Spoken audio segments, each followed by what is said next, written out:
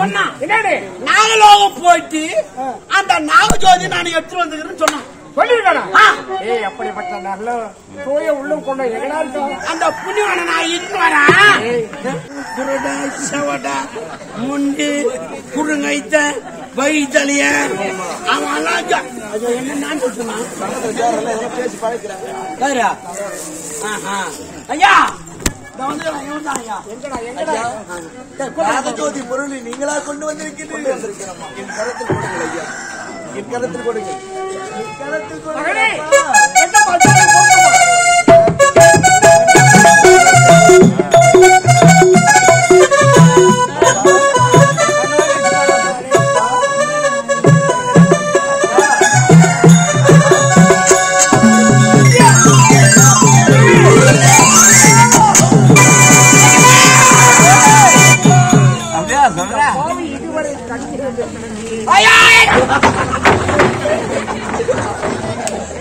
எனக்கு கண்மொழி கொடுத்த கத்தன் யாரப்பா? எனக்கு கண்மொழி கொடுத்து அந்த தெய்வம் யாரப்பா?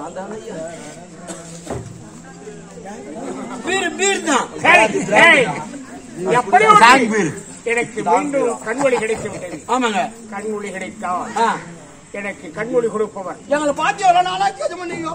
எதை கேட்டாலும் கொடுக்கிறேன் நான் வரையறுவித்திருக்கிறேன். ஆமா, அத்தனை போல் எதை கேட்டால் ஆமா உனக்கு பொன் வேண்டுமா, பொருள் வேண்டுமா, நேரம் வேண்டுமா, நீர் வேண்டுமா, சொத்து சுகம் எது தேவை கேட்டறிய நான் தயாராய் காத்திருக்கேன். பீர் வேணுமா, விஸ்கி வேணுமா, பிராஞ்சி வேணுமா, இல்ல என்ன நான் கேட்டா கொட்ட சாராயம் போடுமா, கேபி வேணுமா, பல்வாய் கட்சி நீங்கள் உரைத்தது போல தேவையை நான் கேட்கின்றேன். கேட்கின்ற பொருளை தவறாமல் கொடுக்கிறேன் என்று எனக்கு ஒரு சத்தியம் செய்து கொடுங்களேன். எனக்கு கண் ஒளி கொடுத்த கர்த்தனி, நீ எதை கேட்டாலும் சரி தடையினி நான் தாராளமாக சத்தியமாக கொடுக்கின்றேன். என்ன தேவை கேள். ஐயா, எனக்கு நாடு வேண்டாம், நகரம் வேண்டாம், பொன் வேண்டாம், பொருள் வேண்டாம், அந்தஸ்து வேண்டாம், ஆஸ்தி வேண்டாம், எதுவும் தேவையில்லை. எனக்கு உங்கள் மகளை மட்டும். அப்போ நினைச்சாம பொண்ணு கேட்பான்னு சொல்லிட்டு நான் இன்னவா கேட்பேன் நான் நினைச்சுக்கிறேன். கட்சியில உன் தலைமையில கழுத்துக்கு போட்டான். என்னுடைய மகளிர் அழகு இவருடைய இழவு எங்கடி இவருக்கு என்னுடைய மகளுக்கு பொறுத்து போக நடந்து வந்தா உன்னை ஜனங்க தவறா போச்சடா. கேட்கிற பொருளை கொடுக்கிறேன் என்று சத்தியம் செய்து விட்டீர்கள். உங்கள் மகளை எனக்கு கொடுக்க உங்களுக்கு மனமும் இல்லை, உங்களை கட்டாயப்படுத்த எனக்கு விருப்பமும் இல்லை. அதனால் இல்லை என்று சொல்லிவிடுவேன். நான் சென்று அவசரப்படாது. எனக்கு கண்மொழி கிடைத்தால் எதை கேட்டாலும் கொடுக்கின்றேன் என்று நானே வார்த்தை என் மகளை கேட்கின்றான்.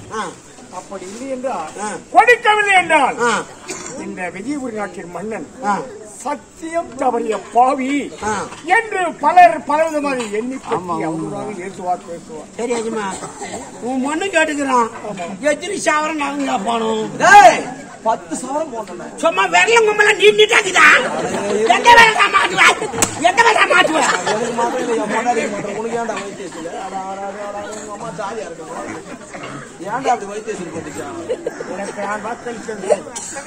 என்னுடைய மகளை இருந்தாலும் ஒரு வார்த்தை மகளை எனக்கு கொடுக்கிறேன் சொல்லி கொடுக்கிறேன். அதுவே போதும் ஐயா. யார்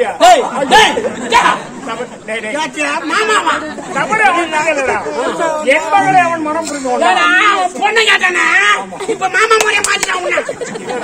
முறை அப்படிதானே என்னுடைய மகளை அவனுக்கு கொடுத்து விட்டா மாமா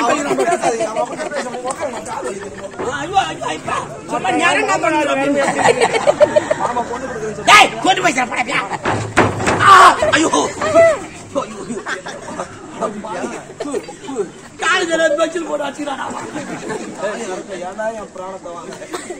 எங்க அம்மா தாஜா தன்னா போய் முன்னாடி தாஜா சொல்றான். போ சரி போகட்டும், பொண்ணு கொடுக்குறேன். ஐயா கீரை பண்ணாங்க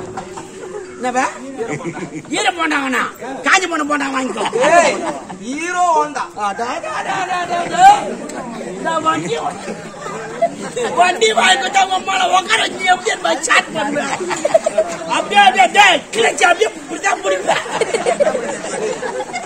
ஏன்டா ஒதுக்கி ஸ்டார்ட் பண்ண செல்ஃப் ஸ்டார்ட்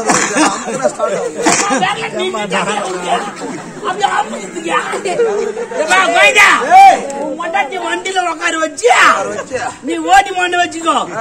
புலி மத்து மேல மோதியா நீ செத்தியா உன் பொண்டாட்டி தாலி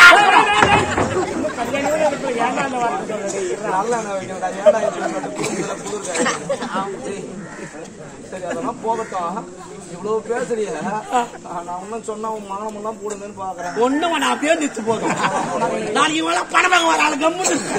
அந்த அழுகைக்கு நான் வாக்களித்து விட்டேன். உன்னை திருமணம் செய்து கொடுப்பதாக அவனை உனக்கு சம்மதம் தானா?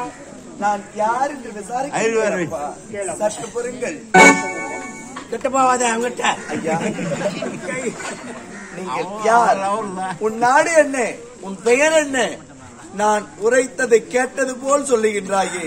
ஐயா நீ யார்? எவர் என்று எனக்கு தெரிய வேண்டும். நான் யார் என்று தெரியவில்லை. யார் நீ? நன்றாக உற்று போல தெரியவில்லை. சொல்லு ஆண்டவா, என்ன யார் என்று. ஆமா, இப்பேற்பட்ட நிலைமையில் நான் அனுதினமும் செத்து செத்து பிழைப்பதை விட உண்மையான நான் யார் என்று சொல்லி அன்றே இறந்து விட போகிறது தவறே கிடையாது. அம்மா, என்ன யார் என்று தெரியவில்லையா? நானோ சிற்றூர் கிராமத்தைச் சேர்ந்தவன், ஏழை குடும்பத்தைச் சேர்ந்த மாணிக்கனுடைய மகன். அம்மா, நான் படித்தேன், பட்டங்களை பெற்றேன். எங்கு சென்று வேலை கேட்டாலும் வேலை கிடைக்கவில்லை என்று அலைந்தேன், திரிந்தேன், ஓடினேன். பாயளந்த மண்டபத்திலே ஓய்வெடுக்கும் நேரத்திலே உன்னை ஒரு கருத்த முகமூடி துரத்தி வந்த அந்த நேரத்தில் அந்த ஆபத்திலிருந்து உன்னை நான் காப்பாற்றினேன். காப்பாற்றியதற்கு நன்றி கடனாக உன்னுடைய தந்தையிடம் அழைத்து சென்று எனக்கு வேலை வாங்கி கொடுத்தார். வேலை வாங்கி கொடுத்தவுடனே என் உயிரை காப்பாற்றிய உத்தமன் உன்னை திருமணம் செய்து கொள்ளப் போகிறேன் என்ற வேண்டாம் வேண்டாம் என்று உரைத்தேன். இல்லை, உன்னை தவிர வேறொரு ஆடவனை திருமணம் செய்ய மாட்டேன். இல்லை என்றால் நான் என் உயிரை விட்டுவிடுவேன் என்று உரைத்தாயே. அன்றே முடிவு செய்து விட்டேன். வாழ்ந்தால் உன்னோடு தான், இல்லை என்றால் மண்ணோடு என்று முடிவு செய்து இருவரும் நாம் ஒருமனவராக ஆகி திருமணம் செய்ய வேண்டும் என்பதற்காக காதலித்தோம். நாம் காதலித்தது இந்நாட்டு தளபதிக்கும் காவலாளிக்கும். அவர்களுக்கு 2 பேருக்கும் பிடிக்கல. உடனே சென்று மன்னரிடத்தில் எடுத்து உரைத்தார்கள். என்னை அடித்து உரைத்து நாடு கடத்தி விட்டார்கள். உன்னை சிறைச்சாலையிலே அடைத்து விட்டார்கள். அம்மா, அந்த நேரத்திலே உன்னுடைய தந்தையோ பறைசாட்டினார். என்னுடைய 2 விழிகளும் தெரிய வேண்டும் என்றால் நாகலோகத்திற்கு சென்று அந்த நாகஜோதி யார் எடுத்து வருகின்றார்களோ அவர்களுக்கு கேட்டதை கேட்டபடி கொடுக்கிறேன் என்று உரைத்து தண்டோர சாட்டினார்கள். உடனே ஓடி வந்தார் என்னிடத்தில். நீ இல்லை என்றால் என்னால் உயிர் வாழ முடியாது. என் தந்தை உரைத்தது போல அந்த நாகலோகம் சென்று அந்த நாகஜோதியை கொண்டு வந்து என் தந்தைக்கு பொருத்தினார். அவர் என்ன வேண்டும் ஏது வேண்டும் என்று கேட்பார். பொண்ணோ பொருளோ நகரமோ வேண்டா, என்னை மட்டும் கேள், கொடுப்பா, திருமணம் செய்து கொள்ளலாம் என்று உரைத்தாயே. தெரியவில்லையா? என்னை பார்த்து அவன் மேல அவ்வளோ அன்புடா. தெரியவில்லையா? இருவரும் சந்தோஷமாக வாழ வேண்டும் என்றால் நாகலோகம் எனக்காக நீ செல்ல வேண்டும். எனக்காக நீ எதையும் செய்வாய் என்று எனக்கு தெரியும். செய்ய முடியுமா என்று கேட்டார். நீ வேண்டுமே, அதனால் நாகலோகம் சென்று அந்த நாகஜோதி கொண்டு வருகிறேன் என்று நான் விரைந்தேன். அம்மா, நாகலோகம் விரைந்து சென்ற உடனே அந்த நாக ராணி என் அழகில் மழங்கி என்னை காதலிக்கிறேன், வாழ்ந்தால் உன்னோடு நான், இல்லை என்றால் மண்ணோடு என்று உரைத்துவிட்டு இந்த நாகலோகத்தை விட்டு போகக்கூடாது, என்னை விட்டு போகக்கூடாது என்று என்னிடத்தில் சத்தியம் செய்து கொண்டாலம்மா. நான் என்ன செய்வேன் ஏது செய்வேன் என்று ஒன்றும் புரியாமல் அவளை காதலிப்பது போல காதலித்து அந்த நாகஜோதி எடுத்து செல்ல வேண்டும் என்பதற்காக அவளிடத்தில் பொய் சத்தியம் உரைத்துவிட்டு அவளை காதலிப்பது போல் நடித்து அவளுக்கு போதைப் பொருளை கொடுத்து விட்டு ஏமாற்றி இந்த நாகஜோதி எடுத்து வரும் நேரத்திலே அதை எடுத்து வரும் நேரத்தில் அறிந்து கொண்டு என்னை மாடைக்கு அடித்து துன்புறுத்தி வாட்டி வதைத்து சாபத்தை கொடுத்து விட்டாள். 4448 வியாதிகளில் கொடிய வியாதி கொக்க விடைக்க வேண்டும். குஷ்டத்தோடு நான் வந்தால் தான் உனக்கு நான் யார் என்று தெரியவில்லை. அம்மா, இப்போது புரிகின்றதா? நான் தான் உன்னுடைய ஆசை காதலர். உன்னுடைய ஆசை காதலர்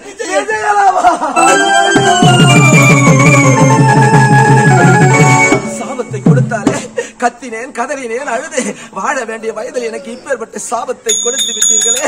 நான் எப்படி இந்த ரூபத்தில் சென்று என்னுடைய காதலை திருமணம் செய்ய முடியும்? அம்மா, கொஞ்சம் மனம் இறங்கி எனக்கு சாப மோச்சனம் கொடுங்கள் என்று அவன் காலில் கதறினேன். அந்த நேரத்தில் கொஞ்சம் மனம் இறங்கி உனக்கு சாப மோச்சனம் உரைக்கின்றேன். எந்த பூலோகத்திலே தாய்க்கு தலைமகளாக இருக்க வேண்டும், பத்தினி பெண்ணாக இருக்க வேண்டும், உன்னை தவிர மனதில் வேற எந்த ஆடவனையும் நினைக்காதவளாக இருக்க வேண்டும். அப்பேற்பட்ட உத்தம இருந்தால் உனக்கு சாப மோச்சனம் கிடைக்கும் என்று எனக்கு சாப மோச்சனம் உரைத்தாலம்மா.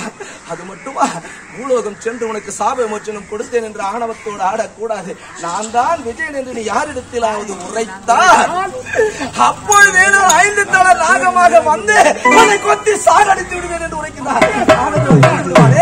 5 தலை நாகமாக படையெடுத்து வருவாரே, அதோ அது வருகின்றார். ஆகாய வாகமாக ஓடி வருகிறார்.